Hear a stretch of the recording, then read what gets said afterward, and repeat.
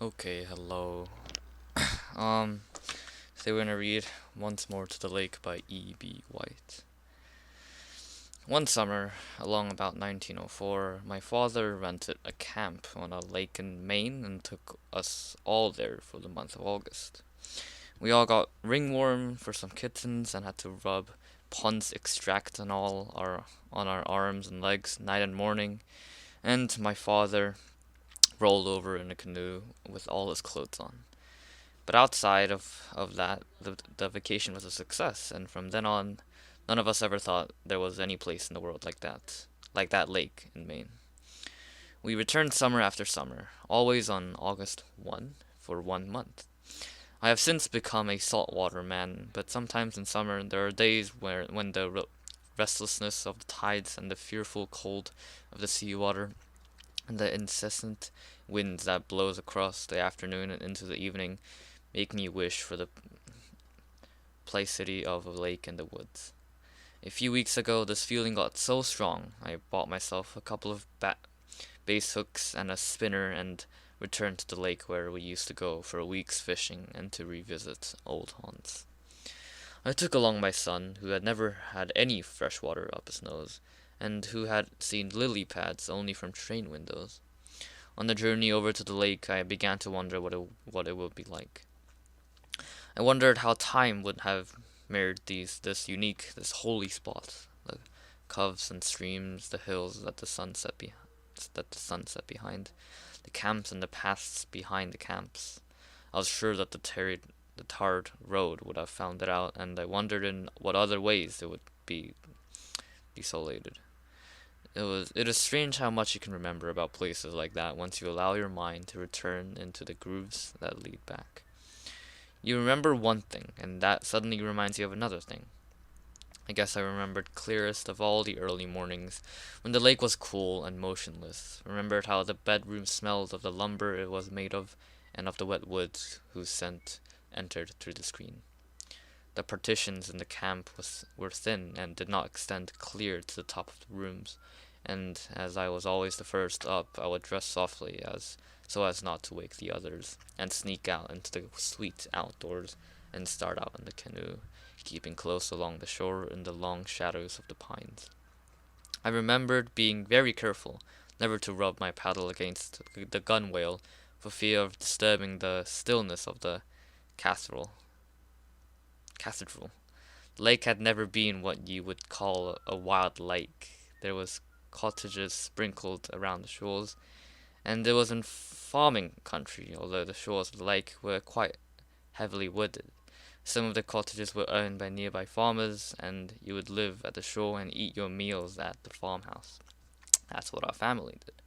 But although it wasn't wild, it was a fairly large and undisturbed lake, and there were places in it that, to a child at least, seemed infinitely remote and primeval. Primeval. I was right about Tar. It led to within half a mile of the shore. But when I got back there with my boy and we settled into a camp near a farmhouse and into this kind of summertime I had known, I could tell it was going to be pretty much the same as it had been before.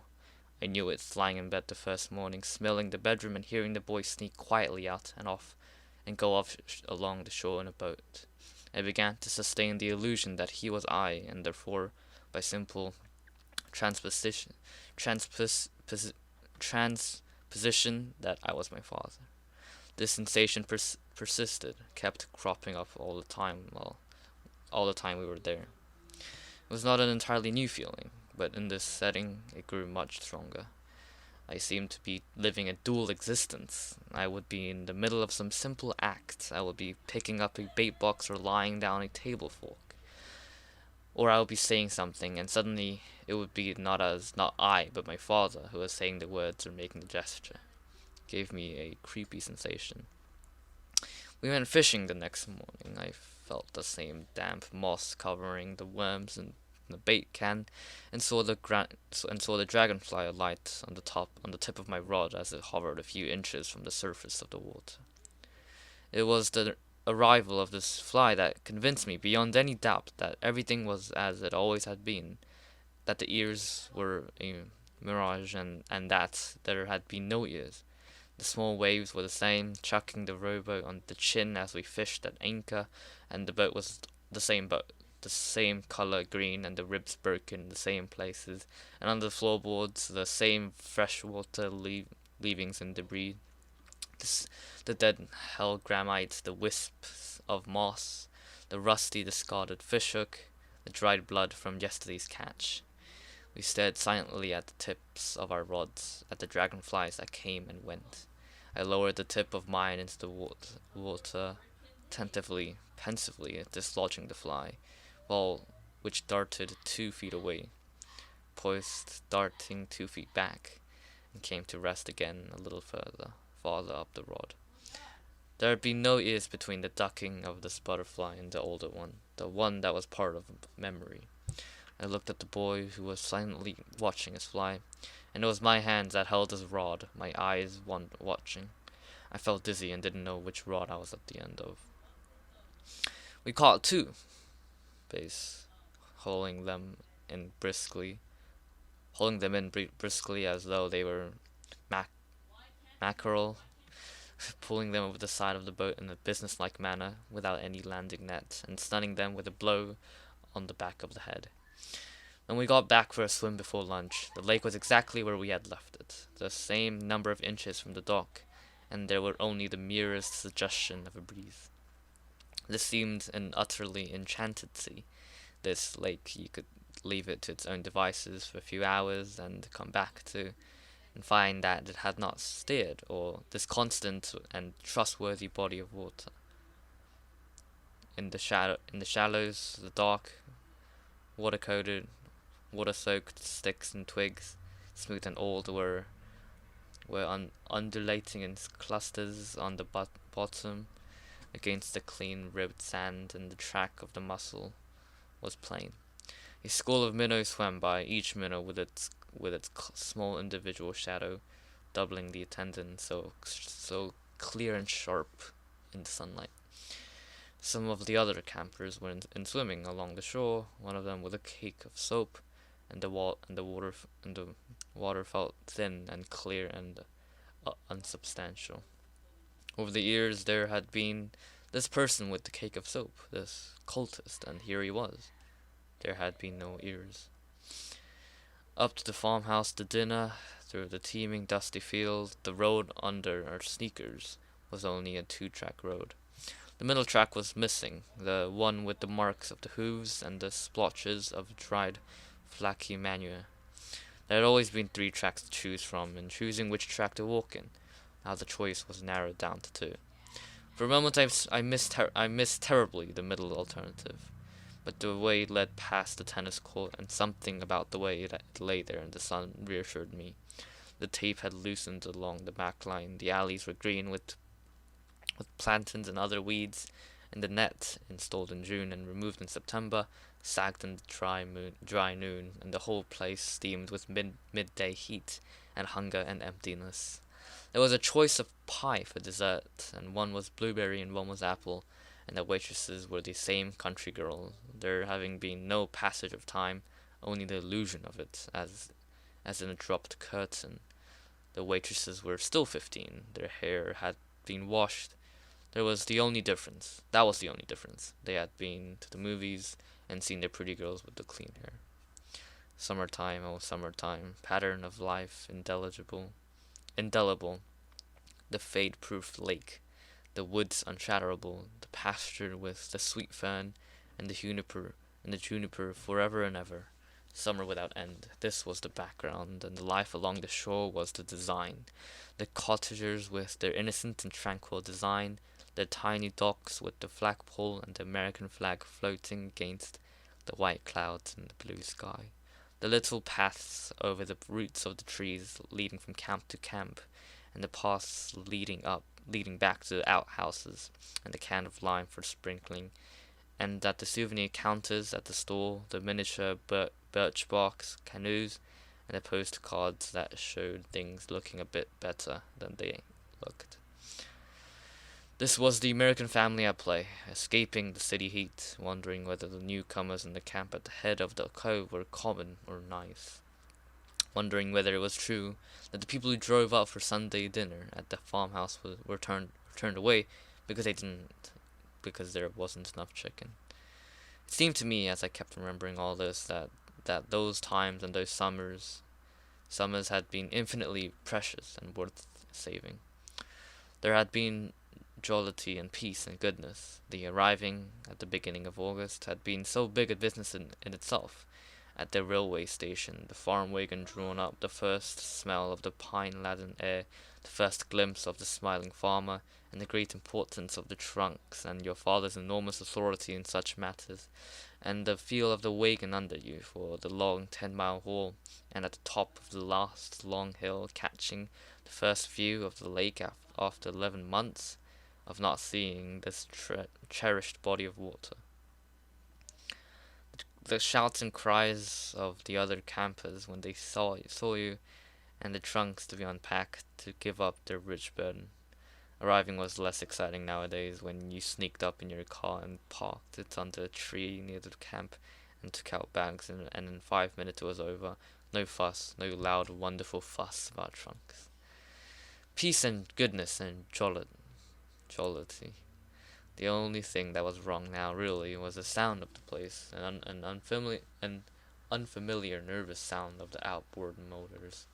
This was a note that jarred, the one thing that would sometimes break the illusion and set the ears moving. In those other summer times, all motors were inboard, and when they were at a little distance, the noise they made was a sedative, an ingredient of summer sleep. They were one-cylinder and two-cylinder engines, and some were made in brake, and some were jump spark, but they all made a sleepy sound across the lake. The one-lungers throbbed and fluttered, and the twin-cylinder ones purred and purred. And there was a quiet sound too. But now the campus all had outboards. In the daytime and the hot mornings, these motors made a petulant, irritable sound. At night, in the still evening, when the afterglow lit the water, they whined about one's ears about like mosquitoes. My boy loved our rented outboard, and his great desire was to achieve single-handed mastery over it, and authority, and he soon learned the trick of choking it a little, but not too much, and the adjustment of the needle valve. Watching him, I would remember the things he could do with the old one-cylinder engine with the heavy flywheel, how you could have it eating out of your hand if you got really close to it spiritually. Motorboats in those days didn't have clutches, and you would have a landing by shutting off the motor at the proper time and coasting it with a dead rudder. But there was a way of reversing them if you learned the trick by cutting the switch and putting it on again exactly on the final dying revolution of the flywheel so that it would kick back against compression and begin reversing. Approaching a dock in a strong following breeze, it was difficult to slow up sufficiently by the ordinary coasting method, and if a boy felt he had complete mastery over his motor, he was tempted to keep it running beyond its time and then reverse it a few feet from the dock. It took a cool nerve, because if you threw the switch a twelfth of a second too soon, you would catch the flywheel when it still had speed enough to go up past center, and the boat would leap ahead, charging bull fashion at the dock. We had a good week at the camp. The bass were biting well, and the sun shone endlessly day after day. We would be tired at night and lie down in the accumulated heat of the little bedrooms after the long hot day, and the breeze would stir almost imperceptibly outside, and the smell of the swamp drift in through the rusty screens. Sleep would come easily, and in the morning the red squirrel would be on the roof, tapping out its gay routine. I kept remembering everything, lying in bed in the mornings, the small steamboat that had a long rounded stern like the lip of a ubangi, and how quietly she ran under moonlight sails, when the older boys played their mandolins and the girls sang, and we ate donuts dipped in sugar, and how sweet the music was on the water in the shining night, and what it had felt like to think about girls then. After breakfast, we would go up to the store and The things were in the same place, the minnows in the bottle, the plugs and spinners disarranged and poured over by the youngsters from the boys' camp, the fig Newtons and the Beeman's gum. Outside, the road was tarred and cars stood in front of the store. Inside, all was just as it had always been, except there was more Coca-Cola and not so much Moxie and root beer and birch beer and sarsaparilla. We would walk out with the bottle of pop apiece, and sometimes the pop would backfire up our noses and hurt. We explored the streams quietly when the turtles slid off the sunny logs and dug their way into the soft bottom, and we lay on the town wharf and fed worms to the tame boss base. Everywhere we went, I had trouble making out which was I, the one walking at my side, the one walking in my pants. One afternoon, while we were there at that lake, a thunderstorm came up. It was like the revival of an old melodrama that I had seen long ago with childish awe. The second act climax of the drama of the electrical disturbance over a lake in America had not changed in any important respect. This was the big scene, still the big scene. The whole thing was so familiar. The first feeling of oppression, heat, and general air around the camp, of not wanting to go very far away. In mid-afternoon, it was all the same, a curious darkening of the sky, and the lull in everything that had made life tick. And then the way the boats suddenly swung the other way at their moorings with the coming of a breeze out of the new quarter, and the premonitory rumble.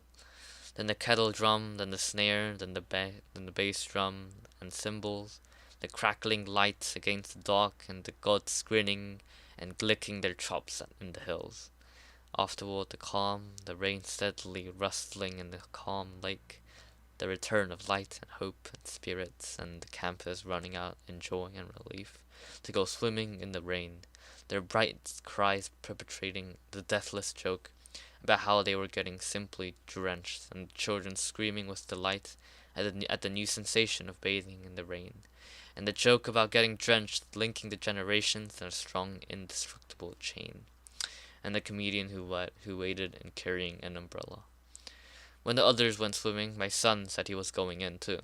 He pulled his dripping trunks from the line where they had hung all through the shower and wrung them out. Languidly and with no thought of going in, I watched him. His hard little body, skinny and bare, saw him wince slightly as he pulled up around his vitals a small soggy ice garment. As he buckled the swollen belt, suddenly my groan felt the chill of death. Okay, that was E.B. White's Once More to the Lake.